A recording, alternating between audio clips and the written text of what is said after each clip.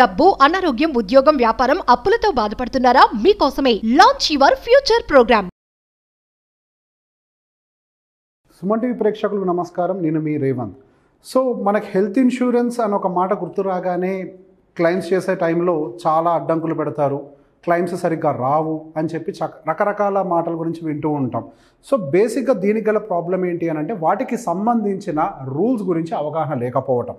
So ఇంతకు ముందుతో compare చేస్తే మనకి ఐఆర్డిఏ చాలా పరాలుగా మనకి చాలా ఈజీ చేసుకుంటూ వస్తుంది. చాలా మటుకు కూడా మనలాంటి ఒక సామాన్యులకు ఉపయోగపడే విధంగా వాళ్ళకి కొత్త ఫ్రేమ్వర్క్స్ని తీసుకొని వస్తూ ఉన్నారు. సో ఇంతకుముందు మనం గమనించినట్లయితే ప్రీవియస్గా ఏ ఒక చిన్న డిసీజ్ ఉన్నా కానీ ఆ విషయాన్ని కనుక మీరు నోటిఫై చేయకపోయి ఉంటే మేము ఇన్సూరెన్స్ ఇవ్వము, లేదా మీకు ఏదైనా ఎగ్జిస్టింగ్ డిసీజ్ ఉన్నట్లయితే కనుక మీరు ఎక్కువ కాలం వెయిట్ చేయాలి, ఇట్లా రకరకాలు. అండ్ ఒక 65 years ఏజ్ దాటితే ఒక ఏజ్ దాటిన తర్వాత మేము ఇన్సూరెన్స్లు ఇవ్వము, ఇన్సూరెన్స్ కట్టడానికి అవకాశాలు ఇవ్వము, ఇట్లాంటి చాలా ప్రాబ్లమ్స్ ఉండేవి. సో రీసెంట్గా వచ్చిన 2024 రూల్స్ ప్రకారం మనకి చాలా ప్రాబ్లమ్స్కి కూల్ ఆఫ్ దొరికిందనే చెప్పాలి. సో ఫస్ట్ రూల్ కనుక మీరు గమనించినట్లయితే ఇన్సూరెన్స్ కొనడానికి ఎటువంటి ఏజ్ లిమిట్ కూడా ఉండాల్సిన అవసరం లేదు. ఇంతకుముందు 65 సంవత్సరాల లోపల మాత్రమే, అంటే సీనియర్ సిటిజన్స్ కాని వాళ్ళు మాత్రమే ఇన్సూరెన్స్ తీసుకోవాలి అనేది ఒకటి ఉండేది. బట్ ఇప్పుడు మాత్రం అబౌవ్ 65 years వాళ్ళకు కూడా ఇన్సూరెన్స్ తీసుకునే ఒక హక్కుని కల్పిస్తుంది మనకు ఐఆర్డిఏ. అండ్ దాంతోపాటుగా పీడీ అంటాం, అంటే ప్రీ ఎగ్జిస్టింగ్ డిసీజ్.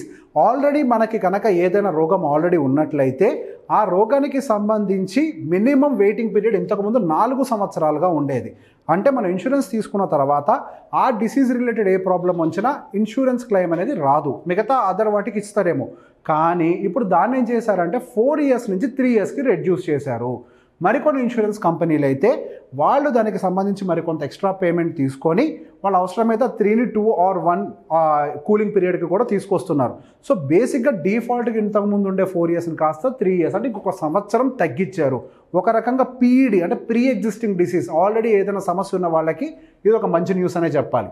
అండ్ దాంతోపాటుగా స్పెసిఫైడ్ డిసీజెస్కి కూడా ఇంతకుముందు చెప్పినట్టుగానే కొన్ని స్పెసిఫిక్ డిసీజెస్కి కూడా చాలా ఎక్కువ టర్మ్ ఉండేది, దాన్ని కూడా కూల్ ఆఫ్ చేస్తూ 3 yearsగా తీసుకొచ్చారు. అండ్ దాంతోపాటుగా one more important update is ఇంతకుముందు మనకి ఆయుష్ ట్రీట్మెంట్ అని ప్రతి చోట అవగాహన ఉండే ఉంటుంది. ఆయుష్ ట్రీట్మెంట్కి లిమిటెడ్గా డబ్బులు కేటాయించేవాళ్ళు. మనకు పాలసీ 5 lakhs ఉన్నప్పటికీ వాళ్ళు 50,000 ఇస్తామనో 1 lakh ఇస్తామనో చెప్పేవాళ్ళు. ఇప్పుడు no sub limits on Ayush treatment. So వాటి మీద కూడా అన్ని లిమిటేషన్స్ని ఎత్తేయడానికి ప్రిపేర్ అయ్యారు.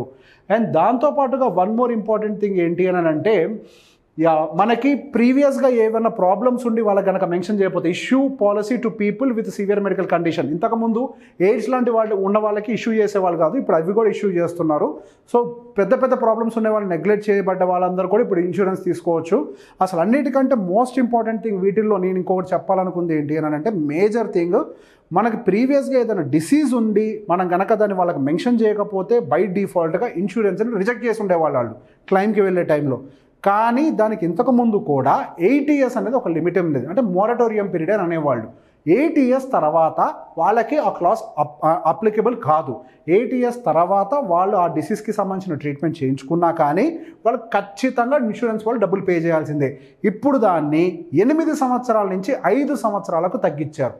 సో ఇంతకుముందు ఎవరైతే అంటే మర్చిపోయో ఇతరతర కారణాల వల్ల వాళ్ళ పీఈడీని మెన్షన్ చేయకుండా ఉన్నారో, అంటే ప్రీ ఎగ్జిస్టింగ్ డిసీజ్ని మెన్షన్ చేయకుండా ఉన్నారో వాళ్ళు పాలసీ, కానీ ఇందులో కొన్ని రూల్స్ పెట్టారు.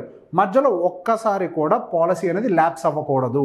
పాలసీ ఒక్కసారి ల్యాప్స్ అయినా కానీ మీకు మళ్ళీ ఫస్ట్ నుంచి కౌంట్ అవుతుంది. సో ఒక్కసారి కూడా పాలసీ ల్యాప్స్ అవ్వకుండా కంటిన్యూస్గా 5 సంవత్సరాలు కనుక పే చేసినట్లయితే ఆ ఇన్సూరెన్స్ అనేది మీకు 5 years తర్వాత పీఈడీ ఉన్న వాళ్ళకి కూడా ఇన్సూరెన్స్, అంటే మీరు మెన్షన్ చేయకపోయినా ఇన్సూరెన్స్ అనేది ప్రొవైడ్ చేయాల్సిందే. అలానే వాళ్ళు సీనియర్ సిటిజన్స్కి సంబంధించి కూడా ఒక సపరేట్ ప్లాన్స్ని క్రియేట్ చేయాలి. స్పెసిఫైడ్గా సీనియర్ సిటిజన్ గ్రూప్ కోసం స్పెషల్గా ప్లాన్స్ తయారు చేయడం కొత్త రూల్ని తీసుకొచ్చింది. అలానే సీనియర్ సిటిజన్స్ కోసం డెడికేటెడ్గా సపోర్ట్ని ఏర్పాటు చేయాలి. అందరితో పాటు కాకుండా ఒక డెడికేటెడ్ సపోర్ట్ అనేది సీనియర్ సిటిజన్స్ కోసం ఉండాలనేది ఒకటి చెప్పింది.